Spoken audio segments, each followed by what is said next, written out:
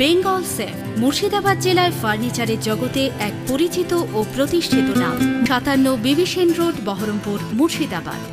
সাংবাদিক বৈঠক থেকে আবারও রাজ্যের খুনের ঘটনা নিয়ে রাজ্য সরকারকে আক্রমণ করলেন অধীর রঞ্জন চৌধুরী। তিনি বলেন, দেখুন, আমি প্রথম দিন থেকে বলে আসছি, তৃণমূলের লোকেরা তৃণমূলকে খুন করছে। খুন জমির লড়াই না হলে প্রমোটার লড়াই, সে কথা কিন্তু পেপারেও প্রকাশ পাচ্ছে। সাধারণ মানুষ সবাই জানে, সবাই আন্দাজ করতে পারছে কি করে কি ঘটনা ঘটছে। খালি পুলিশ আন্দাজ করতে পারছেন না, কারণ দিদির সেরকম নির্দেশ আসেনি বলে। দেখুন, আমি তো প্রথম দিন থেকে বলেছি, তৃণমূলের লোকরা তৃণমূল নেতাকে খুন করেছে। আরে আরেকটা চোরের সাক্ষী গাঁট কাটা যাচ্ছে, চোরের সাক্ষী গাঁট কাটা যাচ্ছে, এটা সব চোরের সাক্ষী গাঁট কাটা। আমি আবার বলছি, তৃণমূলের লোকরা তৃণমূলকে খুন করছে। আমি প্রথম দিনই বলেছি জমির লড়াই, প্রমোটারি রাজের লড়াই। দেখেন পেপারেও বেরোচ্ছে। ওখানকার লোক, সাধারণ মানুষ সবাই জানে, মোটামুটি সবাই আন্দাজ করতে পারছে কি থেকে কি ঘটনা ঘটেছে। খালি পুলিশ আন্দাজ করতে পারছে না, কারণ দিদির সেরকম ইনস্ট্রাকশন এখন আসেনি। দিদির যদি নির্দেশ আসে যে তোমরা নিরপেক্ষভাবে অপরাধীকে গ্রেপ্তার করো, এই অপরাধী গ্রেপ্তার করতে সময় লাগার কোনো কথা নেই বলে আমি মনে করি। এইভাবেই একের পর এক অপরাধ হয়ে চলেছে। অপরাধীদের গ্রেপ্তার করা হয় না, তার কারণ অপরাধীরা নিজেরাই সরকারি দলের লোক। যে খুন হচ্ছে সরকারি দলের লোক, যে খুন করছে সেও সরকারি দলের লোক, যে তদন্ত করছে সেও সরকারি দলের লোক। এবার হবেটা কোথা দিয়ে? অপরাধের কিনারা হবেটা কোথা দিয়ে?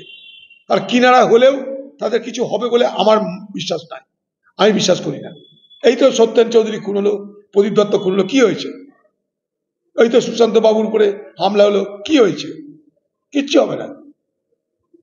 অপরাধ যে করছে সে দলের লোক, যার বিরুদ্ধে অপরাধ হচ্ছে সেও দলের লোক, তদন্ত যে করছে সেও দলের লোক। ওদের তদন্ত কি হবে? শাস্তি কোথায় হবে? তৃণমূল এইভাবেই আগামী দিনে এ বাংলায় গ্রামে গ্রামে একে অপরের রক্ত ঝরাবে, একে অপরের বিরুদ্ধে বোম মারবে। কারণ একটাই, আমি সবসময় বলি যেটা, যে কত আর পয়সা মেরে খাবে, পয়সা মেরে ভাগাভাগিটা কত আর করবে। রুটি তো মাংস এক টুকরো, কুকুর 1000টা, তা 1000টা কুকুরের মাংস সাপ্লাই হবে কোত্থেকে?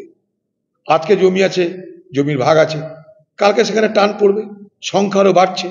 বেকার যুবকরা ভাবছে তৃণমূল করলে আমি বড়লোক হয়ে যাব, তৃণমূল করলেই আমি গাড়ি কিনবো, তৃণমূল করলেই আমার সংসার অবস্থা ফিরবে। তাদের আমি দোষ দিচ্ছি না, তারা মনে করছে তৃণমূল পার্টি করলেই আমার ভাগ্য চকচকে হয়ে যাবে। ফলে তৃণমূল পার্টিতে জড়ো হচ্ছে, সংখ্যা বাড়ছে কিন্তু রসদ নেই। অর্থাৎ সাপ্লাই বাড়ছে, ডিমান্ড বাড়ছে, সাপ্লাই নেই। চাহিদা বাড়ছে, যোগান নেই। চাহিদা যোগানে যখন ভারসাম্য থাকে না, তখনই সেখানে কনফ্লিক্ট হয়, সেখানে সংঘর্ষ হয়, গন্ডগোল হয়। এখানেও তাই হচ্ছে, চাহিদা যোগানের সমস্যা। অর্থাৎ চাহিদা বাড়ছে, যোগান হচ্ছে না। তৃণমূলের সব নেতাদের ভালো ভালো গাড়ি চাই, এসইউভি গাড়ি চাই। যে কোনো জায়গায় আপনি যান, এসইউভি গাড়ি একসঙ্গে পরপর 8-10টা চলছে, সিও তৃণমূলের নেতা। এখন মার্ক হয়ে গেছে। আগে আমরা কোনো গ্রামে গেলে জিজ্ঞেস করতাম লোককে, ভাই কোন দিকে যাব? তো সাধারণ মানুষ বলছো, ওই যে জমিদারের বাড়ি দেখছেন দোতলা, ওই দিকে বাঁদিকে, তার পাশ দিয়ে যাবেন। এখন গ্রামের লোকের বলা পাল্টে গেছে। যার বাড়ির সামনে দেখবেন গাড়ির লাইন, তার ডানে যাবেন বা বাঁয়ে যাবেন।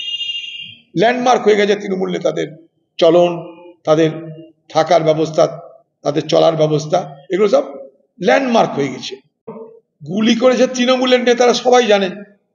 সে তৃণমূলের নেতাকে ধরার ক্ষমতা পুলিশের নাই, কারণ সরকার চায় না অপরাধী গ্রেপ্তার হোক।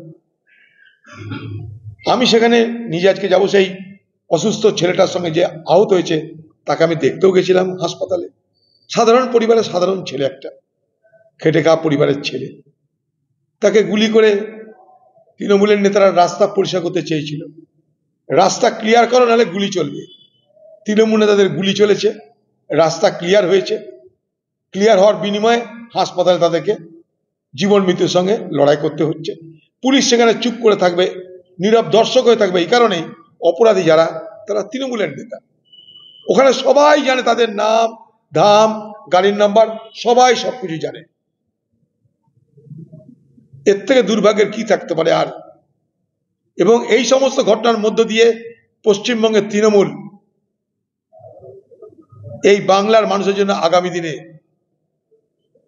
বড় বিপদের সম্ভাবনা তৈরি করছে, যেখানে আইন বলে কিছু থাকবে না, শৃঙ্খলা বলে কিছু থাকবে না, অর্থাৎ অরাজকতার পথে আমরা ক্রমশ এগিয়ে চলেছি। বেঙ্গল সেফ মুর্শিদাবাদ জেলায় ফার্নিচারের জগতে এক পরিচিত ও প্রতিষ্ঠিত নাম। 57 বিবিসেন রোড, বহরমপুর, মুর্শিদাবাদ।